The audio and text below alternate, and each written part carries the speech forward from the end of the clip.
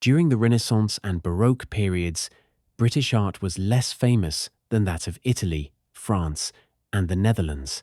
But from the mid-18th century, new artists with unique styles began to appear, capturing the social changes of their time. Over time, Britain became an important part of European art history, and the paintings in the National Gallery show how British art developed and what it tells us about society. Turner, often called Britain's greatest landscape painter, was a visionary who anticipated Impressionism and abstract art. Born in Covent Garden to a barber's family, he entered the Royal Academy at 13 and travelled widely across Europe.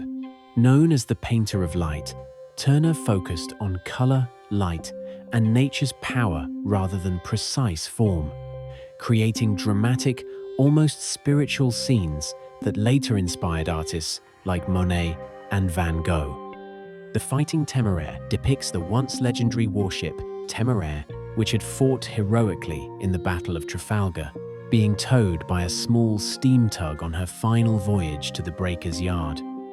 The ghostly sailing ship glows faintly beneath the crimson sunset, a poignant symbol of Britain's fading imperial glory.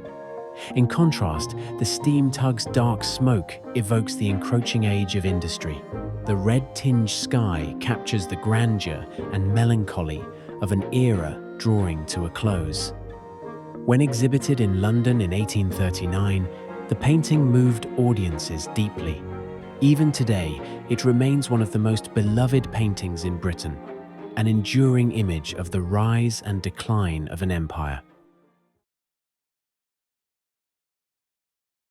Constable captured the English countryside with truth and poetic beauty, creating a lasting tradition of British landscape painting. Inspired by his hometown of Suffolk, he portrayed the peaceful charm of rural life and the close connection between people and nature.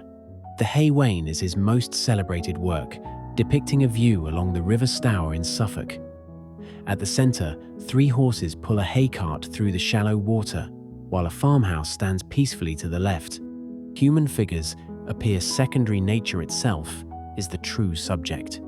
Constable's masterful rendering of clouds and shifting light was born of close observation. He painted countless sky studies directly from nature. When exhibited at the Paris Salon in 1824, the painting greatly influenced French Romantic artists, while in Britain it became a nostalgic symbol of home and heritage. Together with Turner, Constable defined 19th century British landscape painting. Turner sought the sublime through light and colour, while Constable recorded the vanishing rural world with calm realism and emotional sincerity. Gainsborough was one of the leading portraitists of the 18th century and also a pioneer of British landscape art. Blending figures and scenery with elegance and romantic sensibility, he inspired generations of artists to come. Mr. and Mrs. Andrews portrays a young landowning couple. The husband stands with a hunting gun, while his wife, dressed in a blue gown, sits gracefully on a bench. Behind them stretches their estate, neatly cultivated fields, and abundant farmland. A hunting dog reinforces the couple's wealth and social position. The painting broke with convention by situating its sitters outdoors. Whereas most aristocratic portraits of the time were set in grand interiors, Gainsborough merged portrait and landscape into a single harmonious narrative. Though he preferred painting landscapes, he relied on portrait commissions for his livelihood, and this work perfectly illustrates the blend of both genres that defined his career. Hogarth established a distinctly British tradition of painting through his biting social satire and moral storytelling. His series Marriage à la Mode offers a sharp critique of arranged marriages in 18th century England. As Britain grew wealthy through trade, a new class of rich merchants, the bourgeoisie, began to rise. Wanting to improve their social status, these families often married into struggling aristocratic families, turning marriage into a kind of business deal. The series begins with the signing of a marriage contract between a noble family and a wealthy merchant.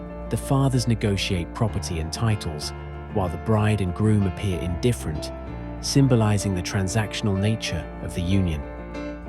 The couple's home after a short time of marriage. The wife lounges wearily after a night out, while the husband returns from gambling or an affair. Scattered papers, a broken sword, and general disarray foreshadow moral and marital collapse. The husband visits a quack doctor to treat a venereal disease. The scene mocks both medical ignorance and moral decay, filled with grotesque details and cynical humor. The wife now presides over a lavish gathering, surrounded by frivolous guests. Her home has become a space of vanity and indulgence, reflecting complete moral disintegration. The husband bursts into the room to find his wife with her lover.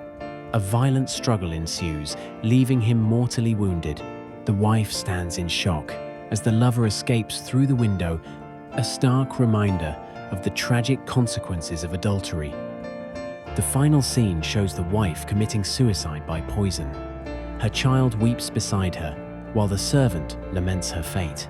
The objects scattered around rat poison, medicine bottles, and newspapers symbolize ruin, shame, and despair.